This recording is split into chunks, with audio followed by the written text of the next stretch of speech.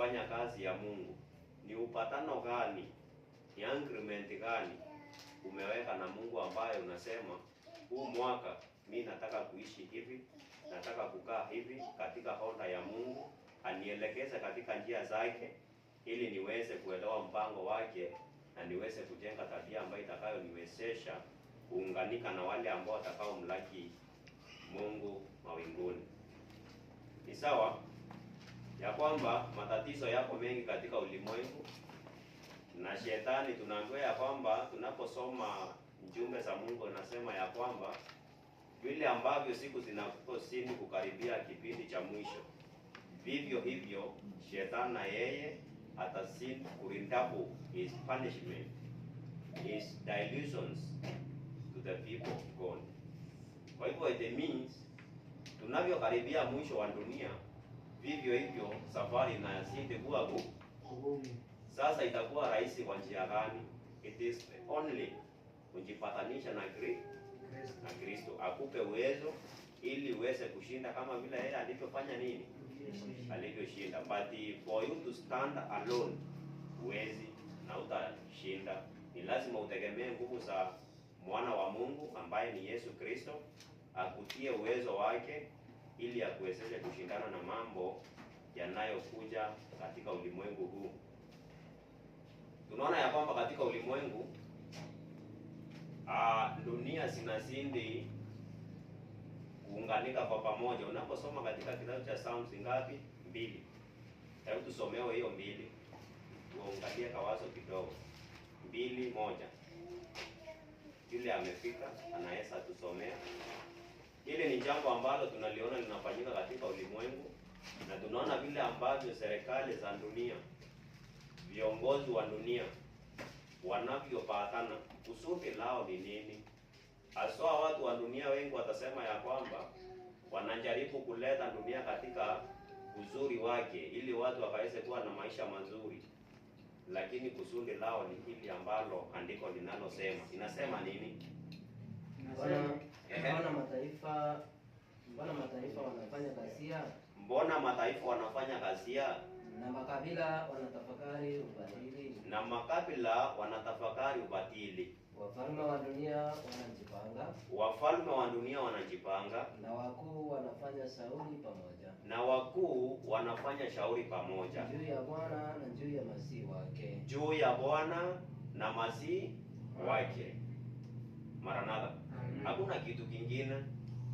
Usiwe cheated ati ya kwamba wanajaribu kuleta vile ambavyo dunia itakavyokuwa safi. Kusudi lao ni kuweza kupigana na Masihi na Bwana. Na hivyo basi pia sisi tunapaswa kuelewa hilo jambo ili tuweze kujiandaa na sisi kusimama katika kipindi cha mwisho na kusimamia ukweli na kutangaza habari ya ufalme wa mbinguni, kumtangaza mfalme ambaye ni mkuu kuliko wafalme wote wa dunia. Kwa maana wafalme wa dunia wanakusanya wakileta watu kwa pamoja ili wamuinue mfalme wao wa duniani. Lakini sisi tunapaswa kusindi kusama ndani ya misingi ya Kristo ili aweze kututia nguvu, na ili katika kipindi cha mwisho ukaweze kushinda majaribu ya yule muovu kupitia uwezo wa mwana wake ambaye ni Yesu Kristo. Kwa hivyo usidhani ya kwamba dunia hii itakuwa sawa. Vile tunavyokaribia siku za mwisho ndivyo mambo yanavyozidi kuwa magumu. Letu tu ni kumtegemea Mungu. Tukasoma kitabu kile cha tulisoma ya Martin Luther katika ile Romans, inasema ya kwamba mwenye haki ataishi kwa nini? Kwa imani. Hakuna lingine. Hilo ndilo tu tumaini letu. Nayo imani tunaijenga katika msingi wa Kristo. Kama vile tunaona katika historia, wanafunzi wa Yesu walipoandamana na Yesu wakasindi kuhubiri kwa pamoja, akawafundisha. Alipoondoka tu, serikali za dunia zilianza kupiga wanafunzi wake. Na kwa mfano kama vile tulisoma, Stephen was the first person to be killed by the government, ama mkusanyiko ambao uliokuwa katika kipindi hicho.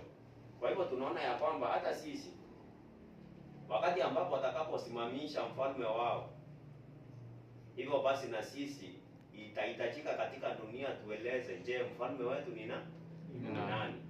Nao tutakapomtegemea, hivyo basi ataweza kutupa nguvu ya kusimama katika kipindi hicho na tutaweza kushinda. Ijapokuwa tutapitia katika mateso, huenda ikawa tutapelekwa gerezani, kwa maana Biblia inasema hivyo, tutateswa, tutauawa, hata mashamba yetu, vitu vyetu ambavyo tulivyo navyo vitafanya nini? Vitachukuliwa.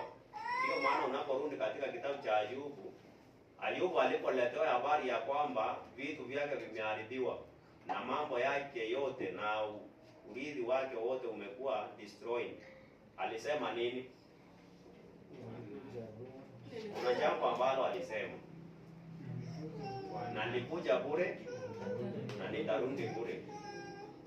It means alifikia hatua ya kwamba ni wewe sasa Mungu, mimi sina lingine. That's why sisi tunapoishi katika ulimwengu, acha mawazo yetu yakaweze kujengwa katika msingi wa Kristo. Kujua ya kwamba hapa duniani tuko kwa muda tu, na itafikia wakati ya kwamba hata kile ambacho wewe umetafuta kwa mikono yako, kile ambacho unachokindai ni chako, kiwe katika muda huo si chako, na ni lazima usubmit katika kingdom ambayo itakuwa katika kipindi hicho. Na sasa hivi tunaona mambo yakifanyika maranatha. Kwa mfano, hata unaenda katika kazi za serikali, ili aidha mtoto wako akaweze kuajiriwa ama mambo mengine, inabidi uiname katika viongozi wa, yaani hakuna transparency, hakuna ile ya, hakuna uungu. Watu vile ambavyo siku zinavyokaribia za mwisho, ndivyo watu wanaondoa uungu ndani ya mioyo yao. Yaani hakuna ule upendo, hakuna upendo wa kweli.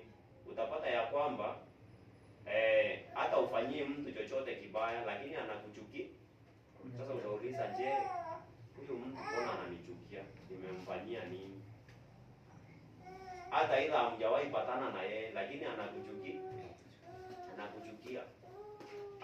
Yaani dunia iko hivyo, lakini Mungu asindi kututia nguvu ili tuweze kuia tabia ya Kristo.